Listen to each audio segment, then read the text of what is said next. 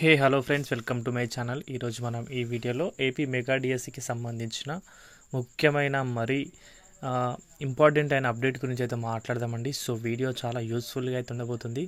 Video skip చేయకుండా last వరకు అయితే చూడండి గైస్. మన ఛానల్కి ఎవరైనా కొత్తగా వచ్చుంటే మాత్రం సబ్స్క్రైబ్ అయితే చేసుకోండి. డైలీ అప్డేట్స్ అనేవి మన ఛానల్లో అందుబాటులో ఉంటాయి. సో మ్యాటర్లోకి వస్తే కనుక అందరికీ తెలిసిన విషయమే, సీఎం చంద్రబాబు నాయుడు గారు అయితే మెగా డిఎస్సికి సంబంధించి ఒక చిన్న అనౌన్స్మెంట్ అయితే చేయడం జరిగింది. 16,347 పోస్టులతో మెగా డిఎస్సి నోటిఫికేషన్ అనేది ఏప్రిల్ ఫస్ట్ వీక్లో అయితే కండక్ట్ చేస్తామని చెప్పడం అయితే జరిగింది. సో ఎన్ని రోజుల నుంచి మార్చ్ అని చెప్పారు విద్యాశాఖ మంత్రి గారు. ఇప్పుడు సీఎం వంతుకి వచ్చింది, మార్చ్ అయిపోయింది, ఇప్పుడు ఏప్రిల్కి అయితే వచ్చారు. సో ఏప్రిల్ ఫస్ట్ వీక్లో మెగా డిఎస్సి నోటిఫికేషన్ చెప్పడమే జరిగింది.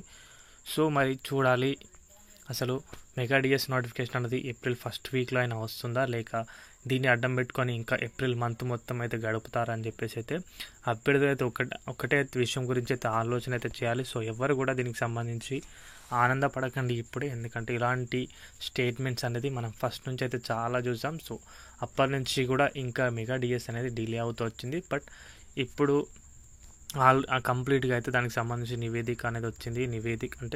నివేదిక వెరిఫికేషన్ కూడా జరిగింది, దాన్ని ఆమోదం కూడా తెలిపారు. సో ఎక్కువ మరీ అంత టైం అయితే పట్టదు. సో సీఎం గారు అన్నట్లుగా ఫస్ట్ వీక్లో ఇవ్వడానికి కూడా అవకాశాలు అయితే ఉన్నాయి. బట్ చెప్పలేం, ప్రభుత్వం అనేది ప్రాపర్గా దానిపైన చేస్తే కనుకైతే మెగా డిఎస్ అనేది రావడమే జరుగుతుంది. సో ఏదో మభ్య పెట్టాలి, అభ్యర్థులను ఏదో కొద్ది రోజులు ఆపాలని చెప్పేసి చేస్తే కనుకైతే నెక్స్ట్ మంత్లో కూడా కాదు, ఆ నెక్స్ట్ మంత్లో కూడా మెగా డిఎస్ నోటిఫికేషన్ రావడానికి అవకాశాలు అయితే లేవు.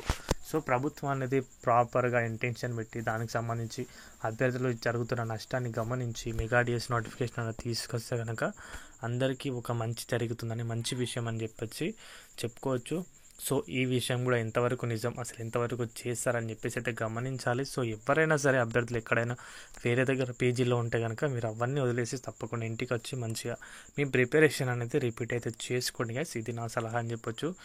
వీడియోకి సంబంధించి అప్డేట్ అయితే ఇంతే. వీడియో నచ్చితే వీడియోకి అయితే ఒక లైక్ చేయండి. మన ఛానల్కి ఎవరైనా కొత్తగా వచ్చి సబ్స్క్రైబ్ అయితే చేసుకోండి. థ్యాంక్స్ ఫర్ వాచింగ్ అందరికీ.